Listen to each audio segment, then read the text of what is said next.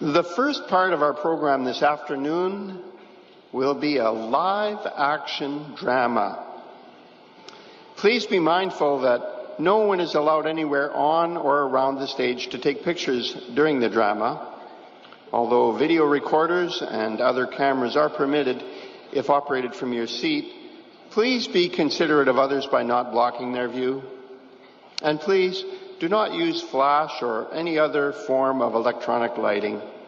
No cameras or recording devices are to be connected to the electrical or sound systems at the convention, nor should equipment be placed in aisles or in traffic areas. The drama about to unfold before us will highlight Jehovah's intense desire to act as the provider of escape in behalf of all those choosing to follow his righteous ways. But what does it mean to walk by faith? What challenges might this bring? And why can we be certain that following Jehovah's direction always works for our everlasting good? Brother Vaughn Ford has been working with the cast of characters for several weeks, and we invite him to introduce the drama entitled Walk by Faith and Not by Sight.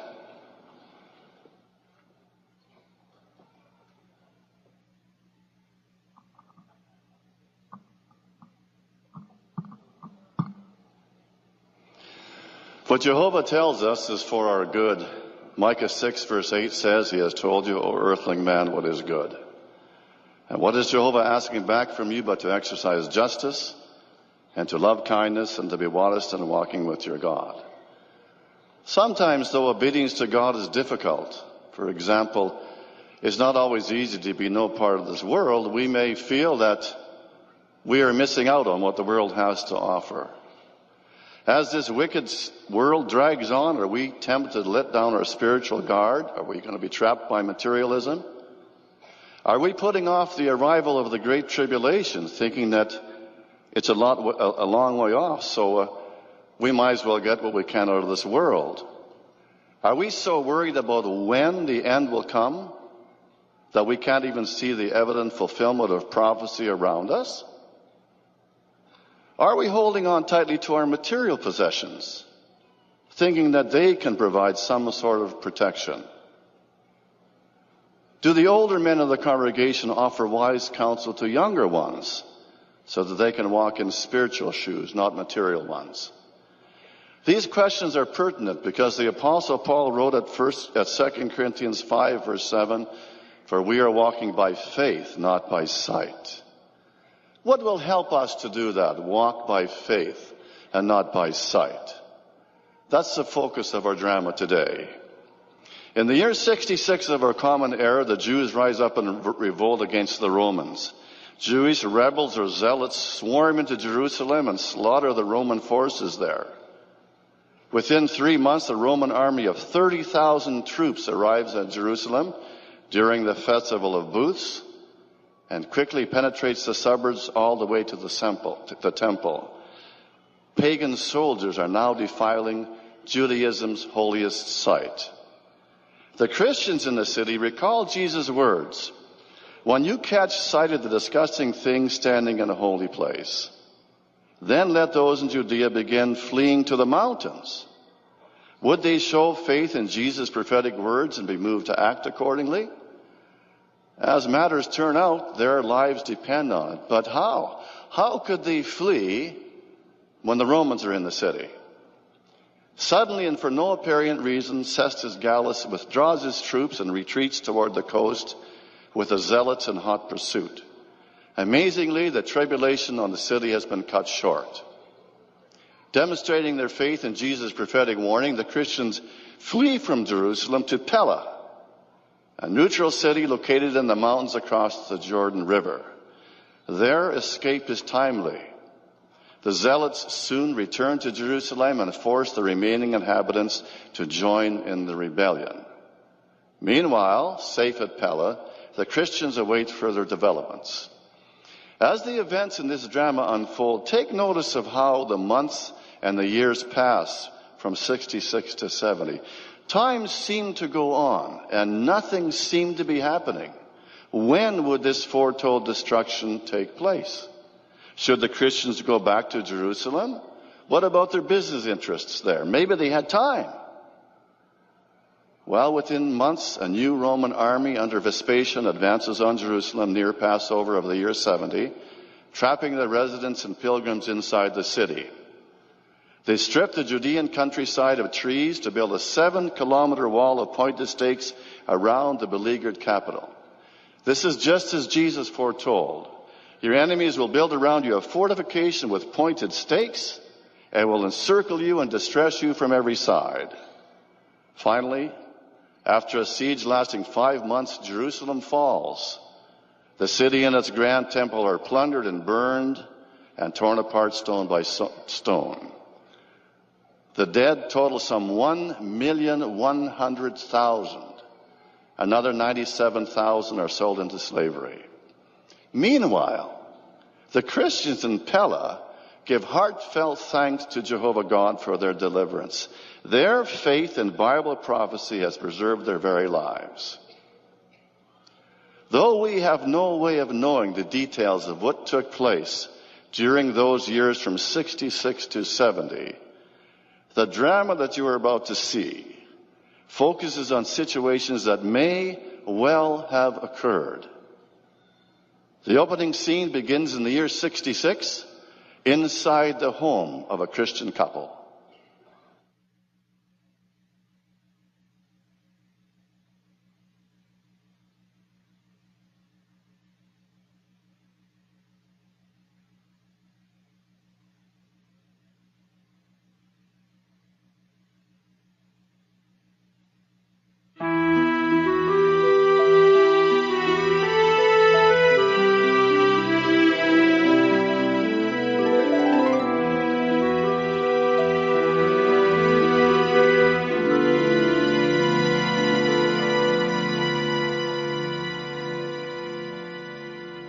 Where is he?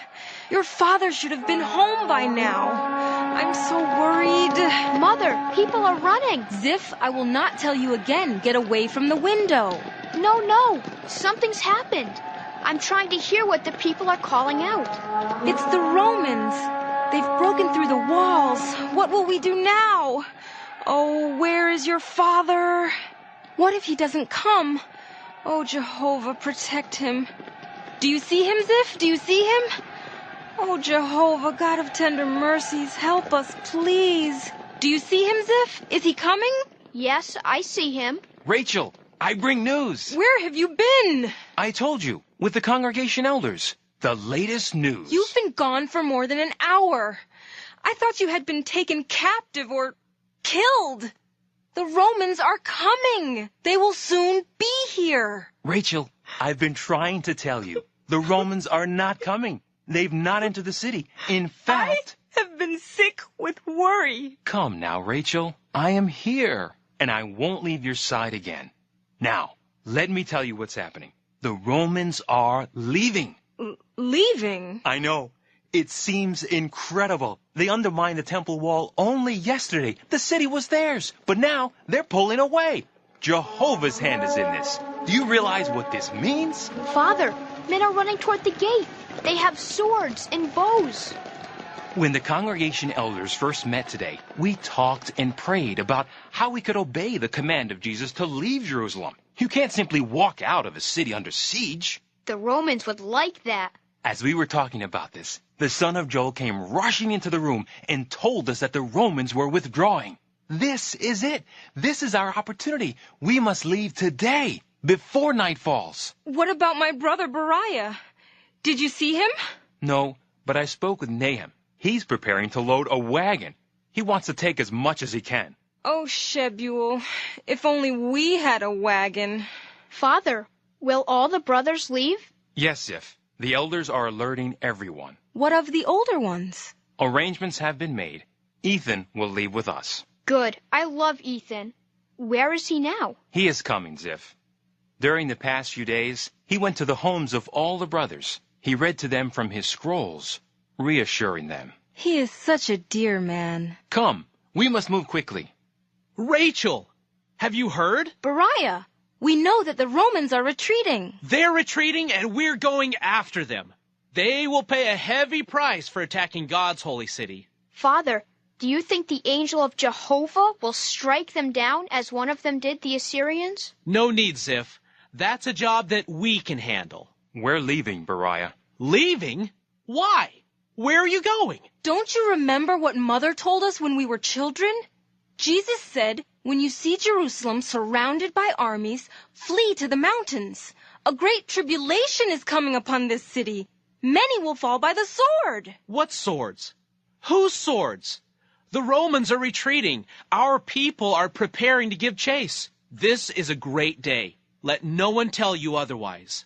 Men will remember this day as a tribute to the Jewish nation. It's a day of deliverance. Beriah, it's not Jerusalem that Jehovah delivers today. It's his people. His people. You think that means you? You Christians? What about me? Your brother? Am I no one in God's eyes? Do I keep the Sabbath for nothing? Do I not pray in the temple? Am I not a man of God as well? Please, Beriah, not today, not now. You will bring my sister to ruin. Just come with us, Beriah. It means life. Where do you intend to go? To the north, to Pella. Have you gone mad? That's a Gentile city. This is absolute folly. Stay behind these heavy walls. Here there is security. Here there's danger. Outside these walls there are ravenous men who will swallow you down like hungry lions. The roads are not safe. You must come with us. Who do you know in Pella? What provisions do you have? Winter is coming. Don't you see? Beriah, where are you? The men wait for you. I have to go. I beg of you, do not leave me. I have neither wife nor child, only my sister. You will break my heart. Show some pity. She is all I have. Shebuel, I fear I cannot go. Oh, Rachel, at a time like this, you allow your faith to falter? I can't help it. These past few days have turned me into a weakling. Come, my dear. Where is the trust in your heavenly Father? It's still there. Then come with me. We must do this. May Jehovah bring peace to this home. Welcome, Ethan. Are you ready to leave? Yes, but with a heavy heart. I grieve to think what is to befall this city. Will others join us? Not immediately. Large groups attract attention. The four of us can travel together. We will meet others on the road to Jericho. Most will leave the city individually or by twos. From Jericho, we'll make our way north through the Jordan Valley over to Pella. We should avoid the Roman roads wherever possible. Is that all you're bringing with you, Ethan? What else is there? I don't know. I don't need much. These scrolls are the important things. Then let's go. We can care for your needs along the way. After all, you're like a father to us. Father, can I bring my flute? What's wrong, my darling? How I wish that Beriah would listen to us. So do I. Are we ready?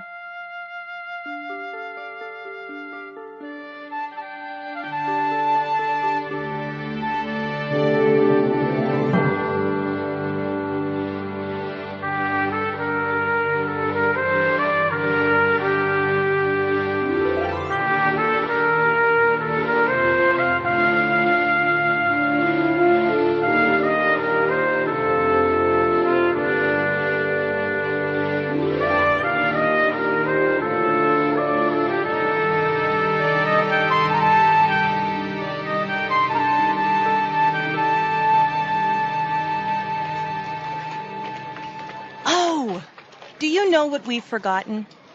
Nahum, do you know what we've forgotten? What? My costly oils. They were in those alabaster cases that came from Egypt. They're valuable. We're not going back. You can wait here. I'll run back and get them. No, you're not going back. Most, maybe all the brothers left the city long ago. Jesus said to leave quickly. You know that. If we delay, we may not survive the destruction. It won't take much time. No. Nahum. What? What if the destruction doesn't come right away? You mean what if Jesus was wrong or was joking? I was thinking about our home.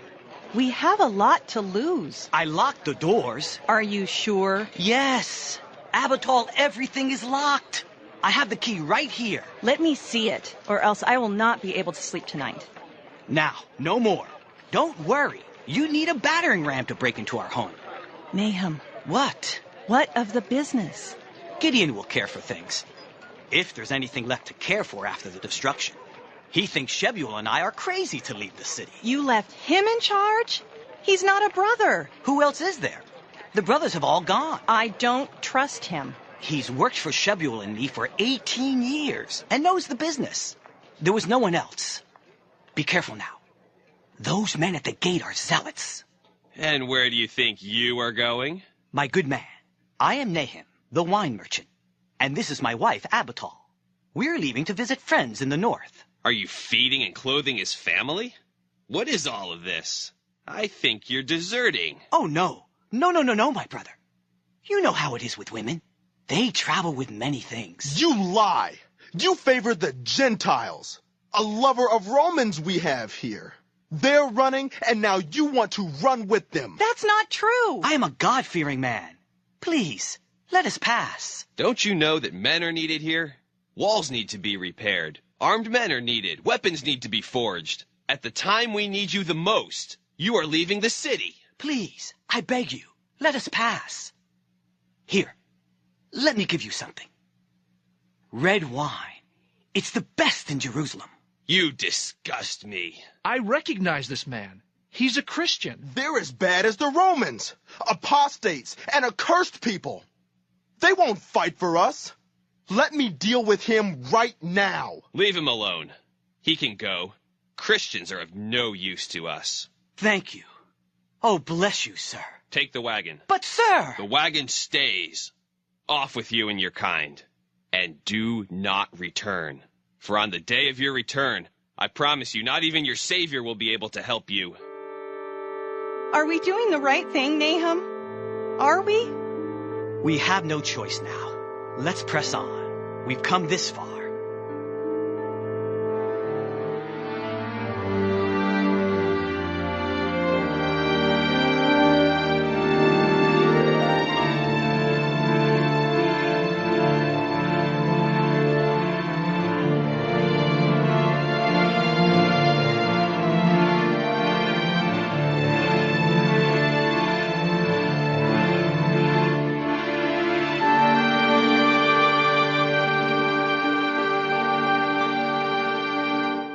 What is it, my son? What troubled you? It's just... why, it's nothing. Come now. You can tell me. Ethan, I used to think like the Jews, that we were safe behind the grand walls that protected our city. But now look at us. We're out in the open, a day's journey from Jerusalem, unarmed, in harm's way, and at the mercy of every thief, scoundrel, and murderer around. Not so. Our God is a fortress to his loyal ones. We acted in faith. That's why we're here. We have nothing to fear.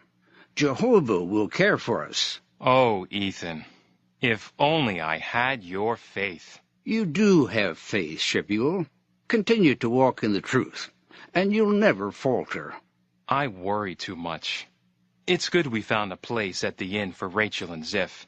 They were so tired. It will soon be dark. How long do you think we should wait for Nahum and Abital? They must be on their way by now. If they do not come by dawn, I'll go back to see what happened. No, if there's a need to go back, I'll go. Nahum and I have been close friends from childhood, and business partners too. When we were children, we would buy birds that others had captured. We'd tame them and sell them as pets. We used to pretend.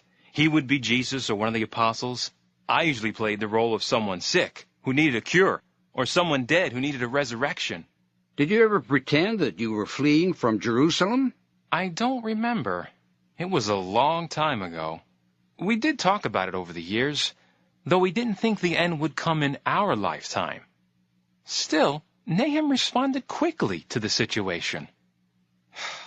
I wish I had a wagon to carry our things. The wagon? Yes. I hope that's not a problem. Why would it be? Well, Jesus said that the man on the housetop should not come down to take goods out of his house. To me, that meant urgent action. I wonder if it was wise for Nahum and Abital to bring so much with them. I hope they come soon. You must be tired. Why don't you try to rest? I'll keep watch. Maybe I will.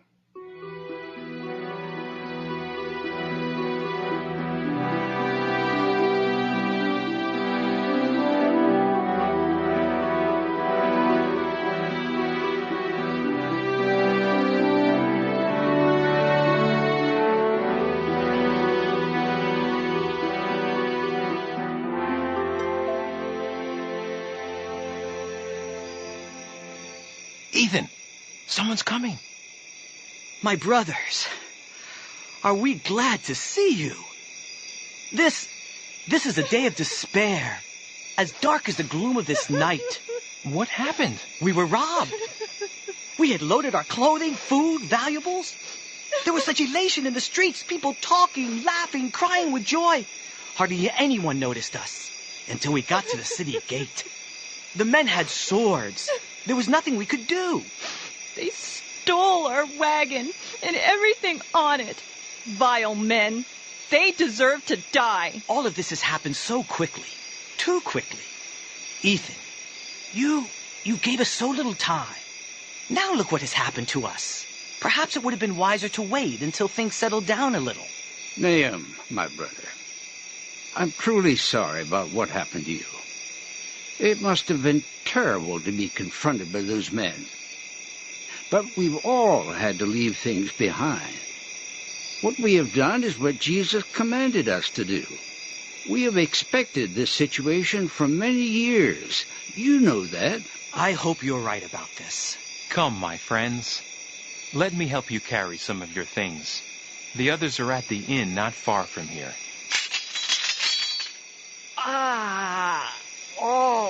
Stranger, are you all right? I curse this road. I curse this darkness. My poor knee. These are Roman swords. Give them to me. They're mine. You can go get your own. What do you mean? The road to the north. Slain soldiers, many of them. Romans? Yes. Swords, armor, supplies. I wish I could have gathered more. Go see for yourselves. Soon the Romans will be forced to leave behind their battering rams, catapults, siege engines. I wonder how much a battering ram would sell for in Jerusalem. You men are unarmed. Do you want to buy a sword? These belong to officers. You could tell by the hilts. We are slaves of the Most High God and disciples of Christ Jesus. We have no part in this conflict, and we carry no weapon.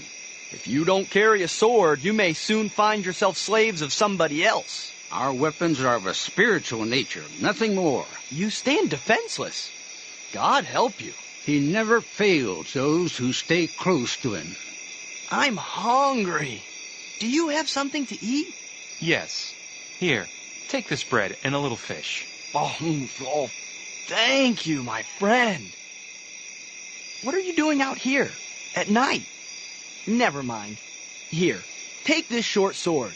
You'll need it. There are dangers, especially at night.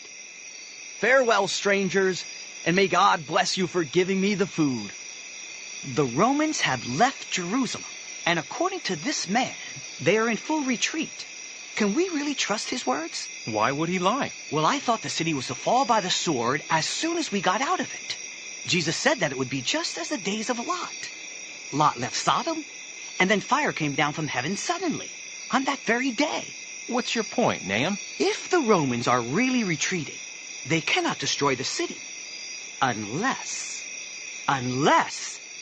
this must be the answer. This is not a retreat. It's a trap. A cunning trick. They must be trying to draw the Jewish fighters out of the city, just like the strategy Joshua used at Ai. That makes sense to me. Why else would Gallus just leave? Roman soldiers are waiting in ambush, ready to pounce like a lion on some unsuspecting prey. That must be the answer. Shebuel, that's it, isn't it? Why else would Jesus have told us to leave so quickly? Ethan, what do you think? We have done what Jesus told us to do. That is the important thing. I grieve for Jerusalem. Let us go. We are all weary. I'll need this to cut my meat.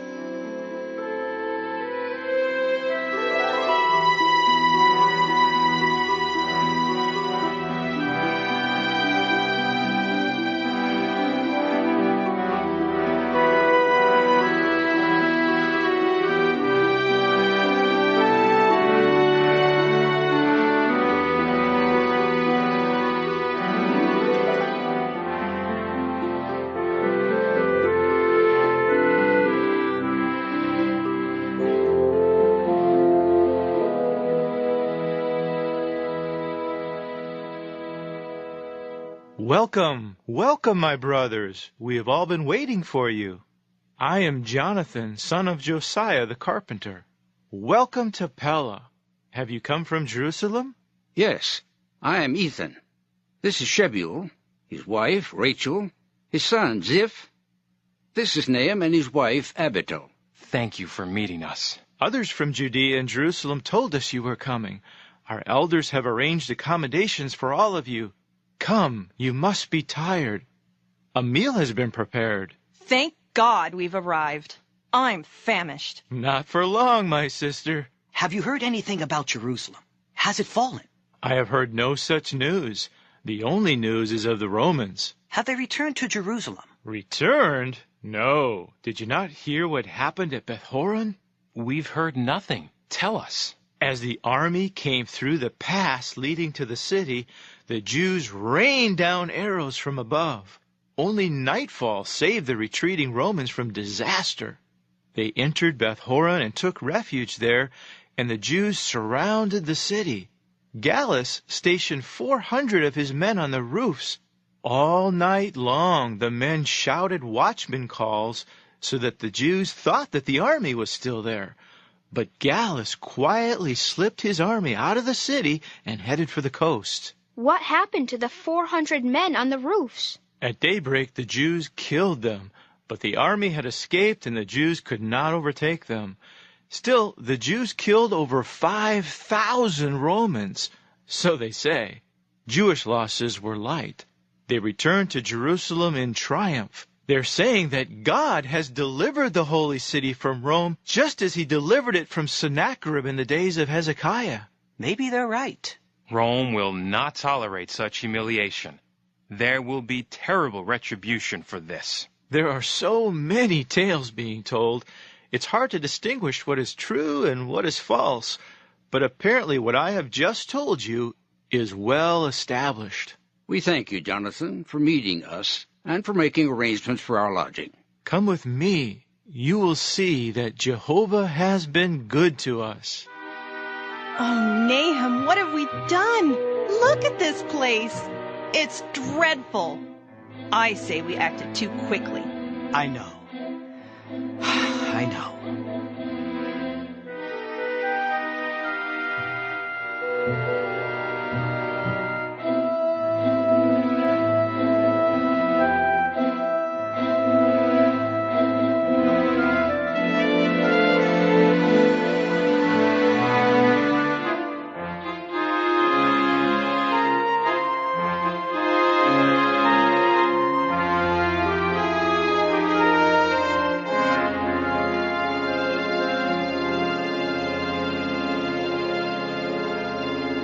Look at what I have to feed us with.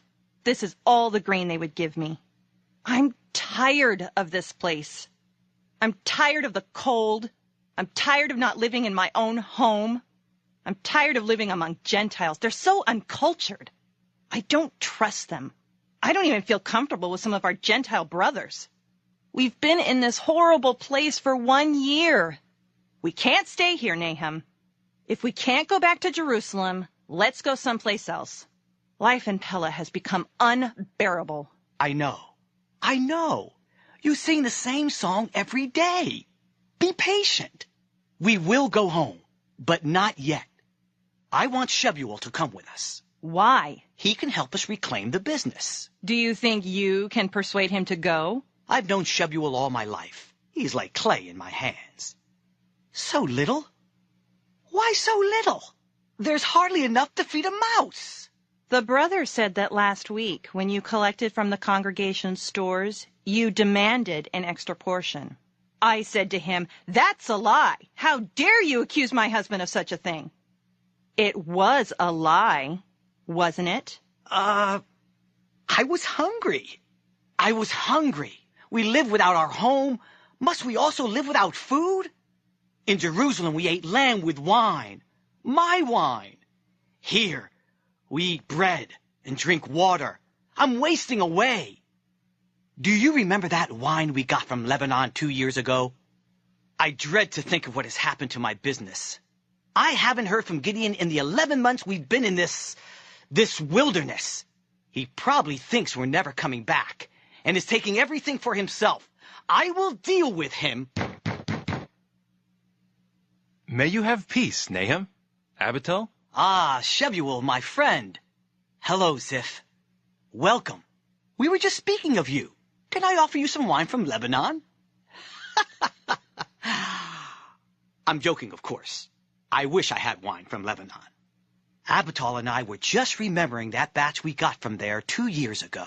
Much has changed since then, Nahum. It certainly has. Do you remember the banquets we had? What food! Music! We offered hospitality to brothers visiting from all over the world. And we put a few shekels in their hands, too. Once you let me play my flute, Brother Nahum. And everyone enjoyed your performance. You were doing so well with your studies in music, Ziph. So many good teachers in Jerusalem. Do you have anyone here to teach you? No, not really. I'm sorry, Ziph. You have a gift. You have talent. It should be developed. I agree. It would be a sin to waste your talent. Of course, the best teachers are found in Jerusalem.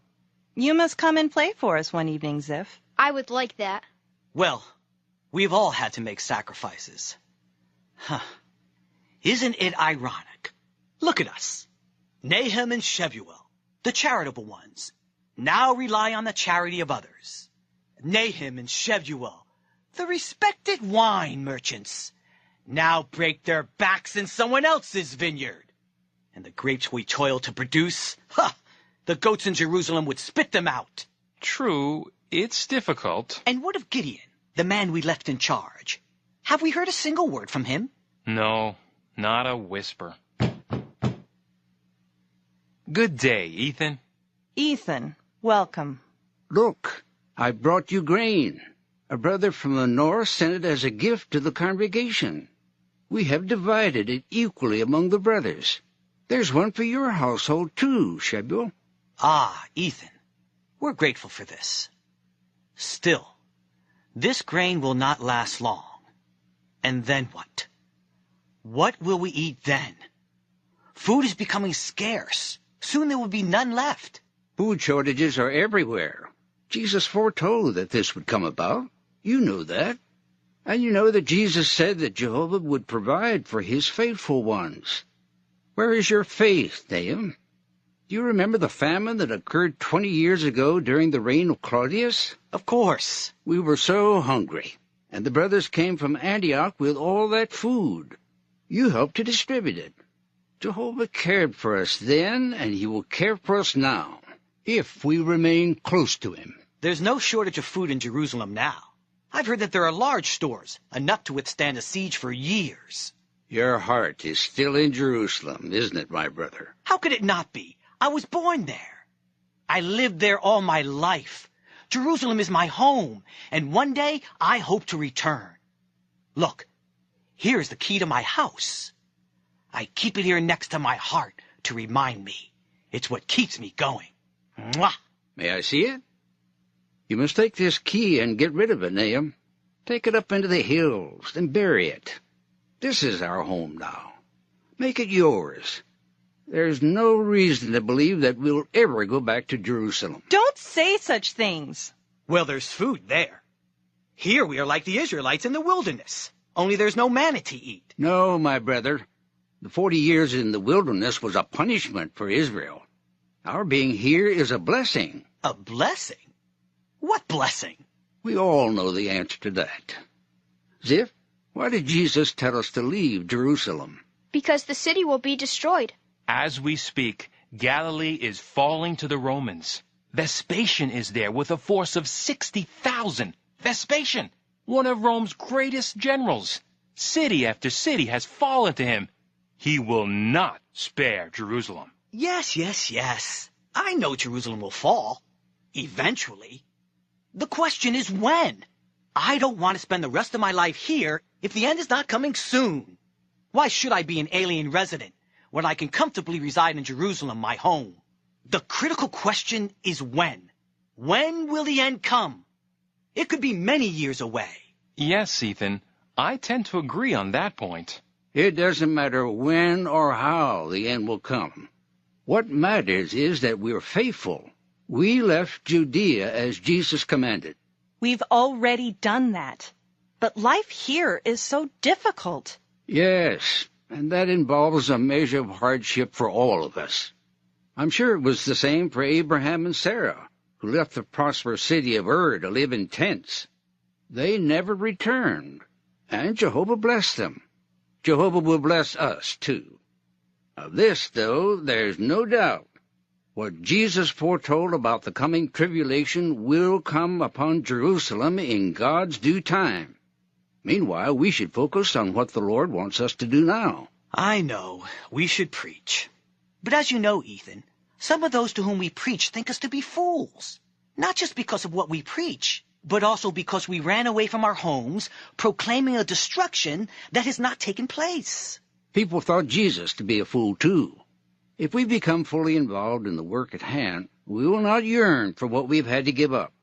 Did not Jesus say, "No one has left house, or brothers, or sisters, or mother, or father, or children, or fields for my sake, and for the sake of the good news, who will not get 100-fold now, and in the coming system of things, everlasting life"? I can't argue with you, Ethan. Maybe I need more faith. So do I. Faith is essential, especially in these critical times. We must walk by faith and not by sight. What does that mean? Walking by faith means to trust in God's direction and to let that guide our steps. Walking by sight means to live by what appeals to our physical senses. I'm your brother, and I want to help you. Please let me talk to you about how we can strengthen our faith.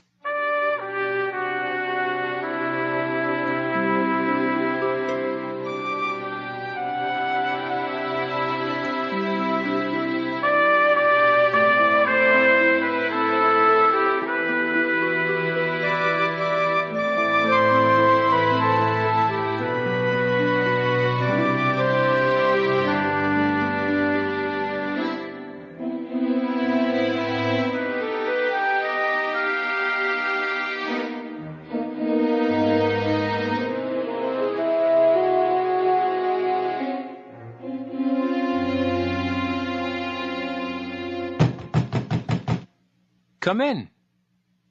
Rejoice, my dear friends. This is a blessed day. Nahum, what is it? I have good news. After 2 years in this place, finally some good news. What news? The danger has passed. Did I not tell you this would happen? Rome is in chaos. What? It is true. Emperor Nero has committed suicide. General Vespasian will not move against Jerusalem unless he has direction from Rome. Once again, Jehovah has delivered the holy city and its people. You know what this means, don't you? There is no longer any threat. How do you know all of this? From Jews who have just arrived here from Galilee. Now is the time, Shemuel. Time for what? We must go back to Jerusalem. Now is the time to act. What do you have in mind? We go back, collect a few things from our homes, and see what's happening with our business. If we find that things are fine, perhaps we could stay a while. If not, we leave immediately. Perhaps we even sell what remains. What do you say? Rachel, we could even inquire about your brother Beriah and see how he is faring. Could you, Shebuel? Perhaps even reason with him and bring him to Pella. I miss him so. I know how fond you are of your brother. He would be touched by your thoughtfulness. What do you say, Shebuel? Not a minute longer in this dreadful place. We need to move quickly on this. I'm not sure it's the right thing to do. I've discussed this at length with Ethan. Ethan? I mean no disrespect toward Ethan, but he's old and rigid in his views. You must not base your decisions on his opinions. It's not his words that matter. Ethan himself says so. It's the words of Jesus that we are to heed. We did what Jesus told us to do. We fled. He didn't say that we should never return. Besides, nothing has happened. Perhaps Jehovah changed his mind about destroying Jerusalem. Did he not do so with Nineveh, a city filled with uncircumcised worshippers of false gods? Is it not reasonable that Jehovah would have mercy upon Jerusalem? Home to the temple? Home to his named people? Ah, there are differences here. The people of Nineveh repented. That's not true of Jerusalem today. Also, you well know that the Jews are no longer God's people. The Apostle Paul made that clear in his letter he wrote to us a few years ago. Look, it's obvious Jehovah has recently protected the city. Not once, but twice. First with the rout of Cestius Gallus. Second is the restraint now imposed upon Vespasian. But let's assume for a moment that Jehovah does intend to bring destruction upon Jerusalem. When will that be? We thought that destruction would come as soon as we left, but it didn't. Am I right? Yes, you and I thought that. And tell me this. Jehovah foretold the destruction of Solomon's temple, did he not? He did. By what prophets? By several. Yes, by Jeremiah, Ezekiel, and Isaiah. Am I right? Yes. Your point? How long in advance did he foretell that destruction? I don't remember. It had to be several hundred years. Your point, Nahum. Your point. Several hundred years. That's the point. Jehovah is a patient God. He does not delight in the death of the wicked. If he waited hundreds of years in the past, why would he rush into action now? I don't know. You've heard the reports about Jerusalem. Factions are fighting for control. There's violence, bloodshed. Such tales are embellished and exaggerated with every retelling. Every city has its problems. Still, there are hundreds, maybe thousands, of Jewish families with children who march into Jerusalem 3 times a year for the festivals. They go, they come. Nothing happens to them. They are not fearful. What do you think, Rachel? Well, it worries me when you are gone for even a day, but maybe it would be safe for you to go there for a little while. That's all I'm asking. Father, I have a letter for you. It's from Jerusalem. This is from Gideon. It's addressed to both of us, Nahum. It's about time. What does he say? Very little. He says that he is sorry he hasn't contacted us before now, that things have been difficult, but he is planning to come here soon and will give us a full report. Gideon is coming here? That's wonderful. This changes things, Nahum. Don't you think it would be wise to hear what he says before we gallop off to Jerusalem? Maybe so, but I hope he comes soon.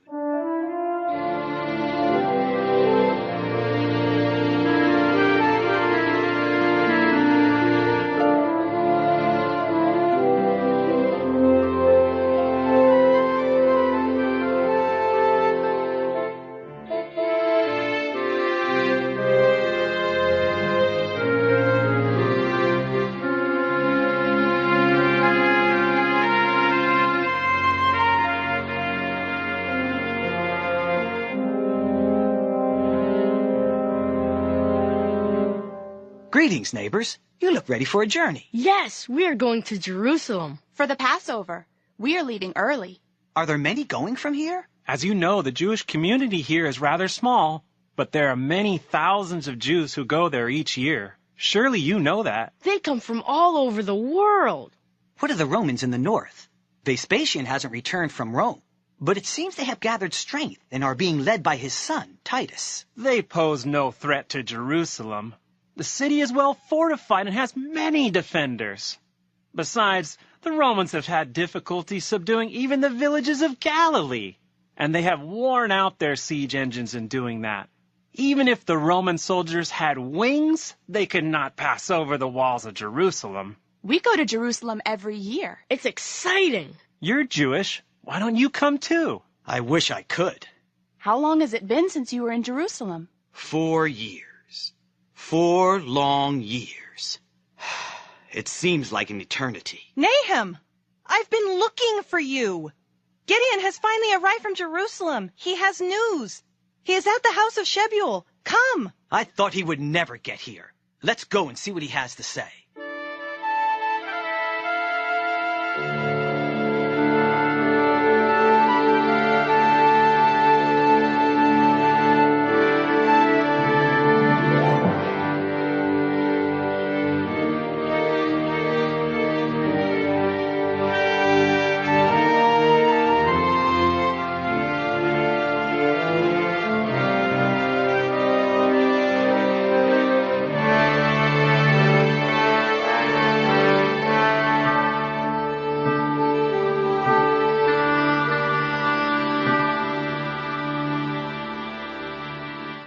I tell you truly, the city is like a ravenous beast that feeds on its own flesh. It's madness. 3 major factions are fighting one another. There is so much bloodshed that many are praying that the Romans come and deliver them.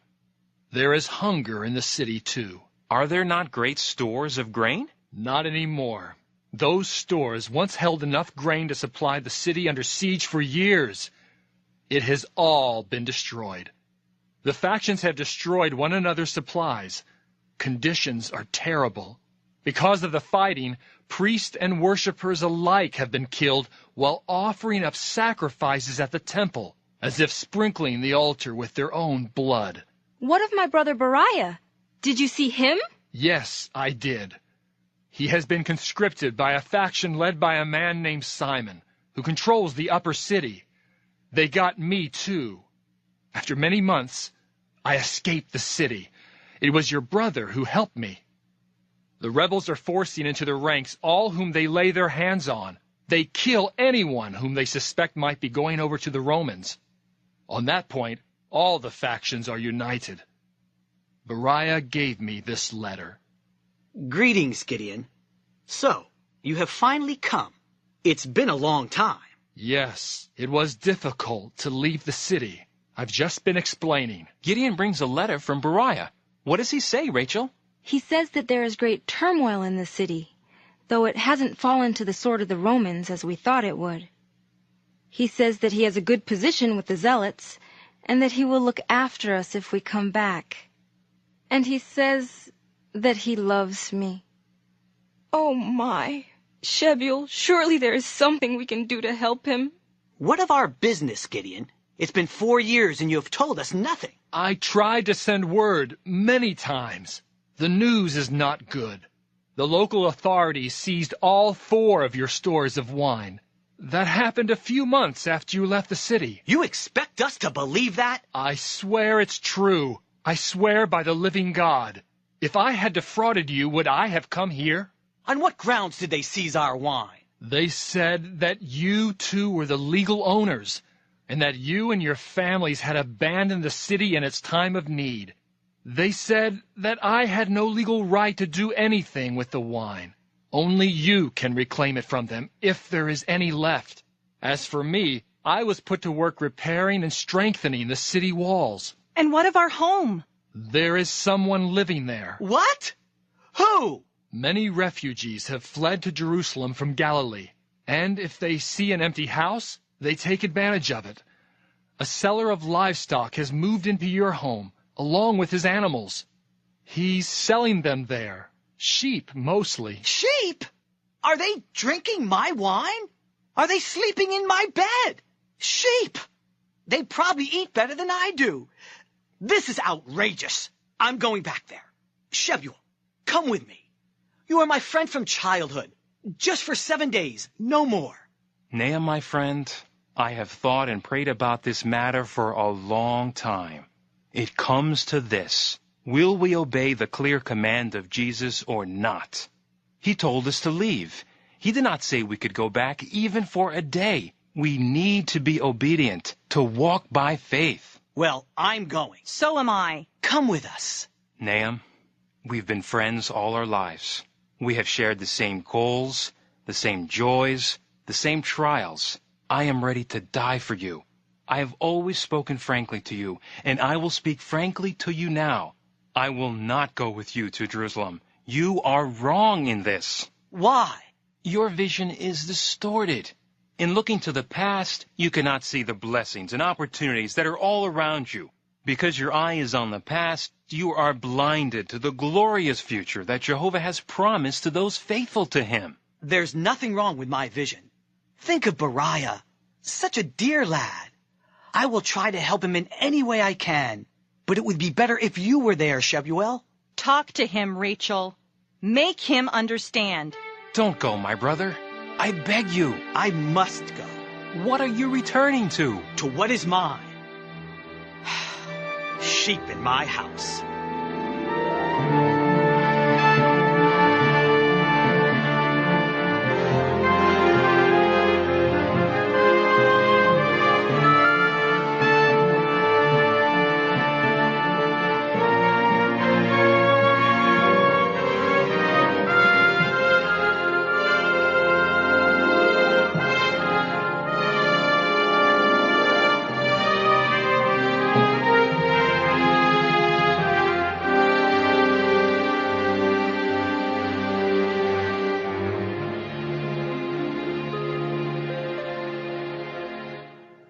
I'm tired. Let's rest a moment. We don't have much farther to go. We'll soon see the gates of Jerusalem. First, we'll see the judges to have that animal trader thrown out of our home. And soon we will be sleeping in our own bed. I hope that man hasn't damaged anything. Are you going to see Rachel's brother? Are you mad, woman? Beriah is with the zealots now. We want nothing to do with them. There aren't many people on the road. Look! Who is coming? Isn't this the woman who left for the Passover with her husband and son? You spoke with them. Aren't you the woman from Pella? Yes. Oh, how I wish we had never left there. What happened? Where is your husband? Your son? They're in Jerusalem. As soon as we entered the city, zealots forced them to join their ranks. They won't allow them to leave, but my husband insisted that I go at once. There is so much bloodshed. It's horrible, so much fighting. They all want men to fight for them. They will take you too. You may be sure of it. But we're Christians. We don't get involved in political or military affairs. If you don't join them, they'll kill you. Maybe we should reconsider. Look! I can't see clearly. What is it? Men. Soldiers. Romans. Without number. They are marching toward us. Toward Jerusalem. They're coming. What will we do? We are trapped. We can't go forward. We can't go back. We are trapped. We are like birds in a snare. Oh, what will we do? Oh, Jehovah, save us. Save us.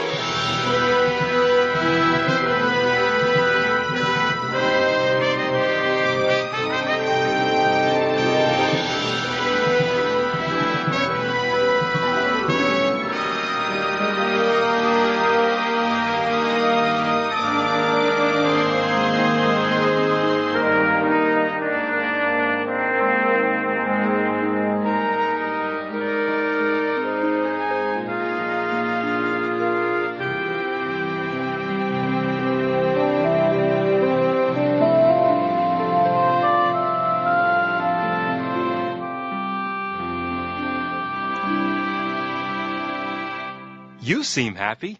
You must have had a good time preaching today. I did. I met one of Philo's neighbors. Which Philo? Philo, who lives by the vineyard south of town. The Gentile man who has started coming to the meetings. Oh, yes. Last week he told me that for his whole life he has yearned to know the truths from the Scriptures. He had tears in his eyes when he told me that. And he was amazed to learn how Jesus had truthfully foretold the fall of Jerusalem. Philo remarked how wise we were to listen to the warning to flee when we did. He was right about that. Well, today his neighbor told me that Philo used to scream abuse at her family. Now he brings them food. She said that the change was nothing less than miraculous. She asked if we had given him a magical potion to make him change so. If we did, she said, "Give me some." I've just updated our records. In Pella alone, the number of those attending Christian meetings has tripled in the 6 years we've been here. Baptism figures are encouraging too. Ziff spoke to me about baptism only yesterday. He says he wants to be a congregation elder one day and to teach like Ethan. Our son is doing so well. And so are you. What do you mean? We don't have what we had in Jerusalem. Life is much harder here. But you were so involved with the wine business, buying, selling. Life seemed so stressful, so complicated. Now we spend more time together as a family and in the ministry. You seem, well, happier. I am. I feel so much closer to Jehovah. I never realized how much joy there is in helping people come to know Jehovah. When we were in Jerusalem, I worked day and night to build up the business. I told myself that I was providing for my family, and I was, abundantly so. I would preach regularly, but my heart wasn't in it. Not really. I talked about simplifying our lives so that we could expand our ministry, but it was really just talk. I never did anything. I suppose I was a little afraid. Afraid of what? Afraid of getting along with less. Afraid of how others might view me. Afraid that we might not be happy. And now? Now I see the folly in my thinking. True happiness does not have anything to do with what the world thinks of you or what the world has to offer. What matters, what's really important, is the work that Jesus gave us to do. To walk by faith and not by sight. That's where there's real joy.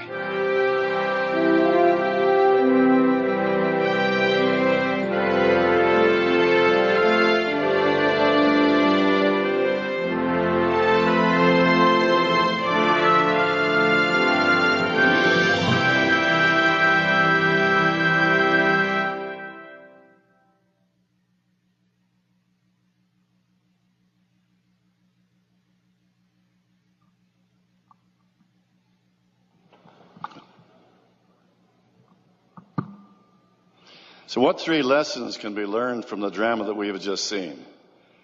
The theme was walk by faith and not by sight, based on the words recorded in the Holy Scriptures at 2 Corinthians 5, verse 7. Lesson 1, walking by faith means trusting in God's direction.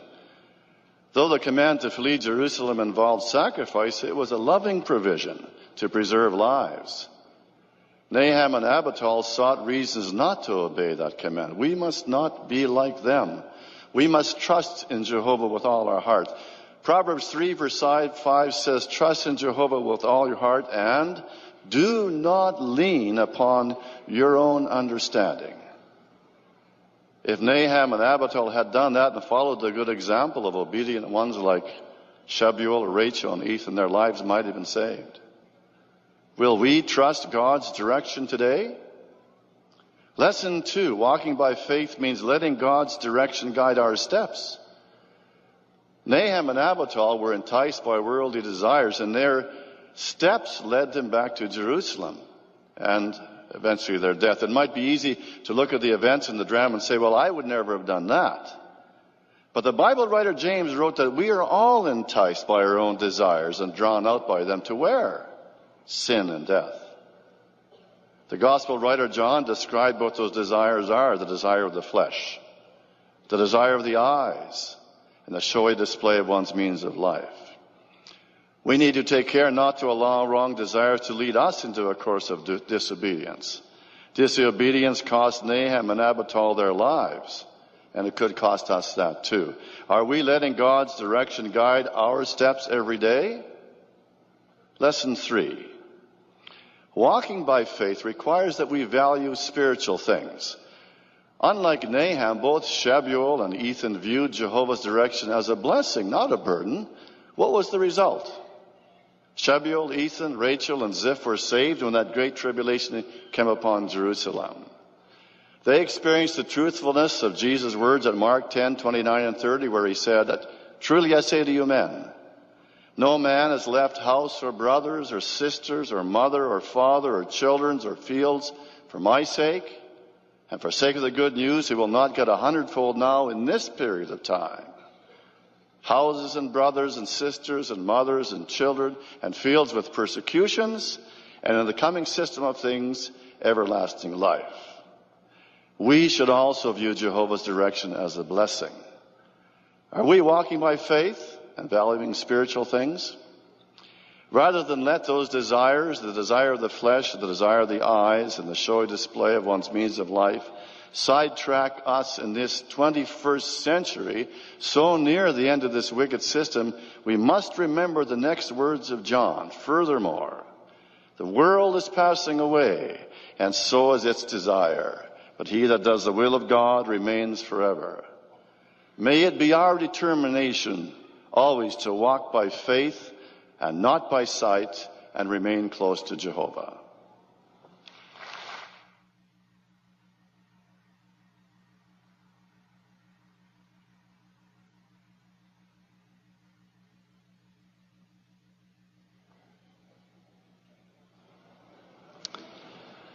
What valuable lessons for our day. We wish to thank Brother Ford and all those who worked diligently with him in preparing and delivering that stirring presentation.